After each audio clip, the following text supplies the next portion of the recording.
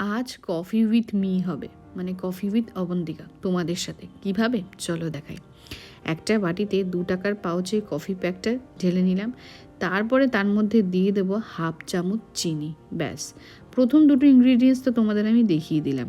এরপরে দেবো জল, যেটা 1 চিপিরও কম জল লাগবে। দেখতে পাচ্ছ বোতলের চিপিতে কিন্তু এখনও জল আছে। ব্যাস, এরপরেই আসল কাজ। এই যে মিক্স করতে হবে টানা 20 মিনিটেরও বেশি সময় ধরে। কিন্তু আমি মিক্সড করার পর এখন ক্রিমি ফর্মে এসেছে। তোমরা চাইলে কিন্তু অন্য কিছু দিয়েও এভাবে মিক্স করতে পারো। তারপরে হলো আসল কাজ।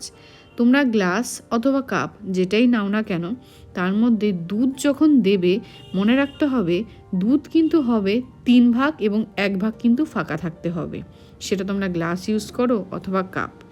তারপরে তোমাদের জানিয়ে রাখি, যদি তোমরা শীতকাল ছাড়া অন্য সময় খেতে চাও তখন কিন্তু এর মধ্যে তোমরা 2 কিউব বরফও অ্যাড করতে পারো। এরপরে এই যে মিক্সচারটা আছে, কফির মিক্সচারটা, সেই মিক্সচারটা ওপর দিয়ে কিন্তু এইভাবে সুন্দর করে ঢেলে দিতে হবে, যাতে জিনিসটা দেখতে অনেক বেশি সুন্দর হয়। বেসিক্যালি কফিটা কিন্তু উপরে মানে দুধের উপরে ভেসে থাকবে, কারণ ব্যাপারটা কিন্তু খুব ফ্লাফি হবে।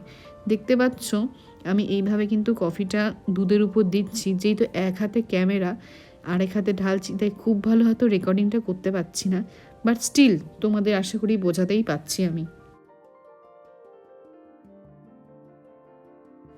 তৈরি হয়ে গেছে কফিটা। কফিটার এই অবস্থায় কিন্তু তোমরা ফটোশ্যুট করে নিতে পারো, কারণ এইভাবে কিন্তু কফিটা তোমরা খেতে পারবে না। কফিটা খাওয়ার জন্য ভালো করে কফিটাকে দুধের মধ্যে এইভাবে মিশিয়ে নিতে হবে, তারপরেই কিন্তু আসবে আসল কফির স্বাদ।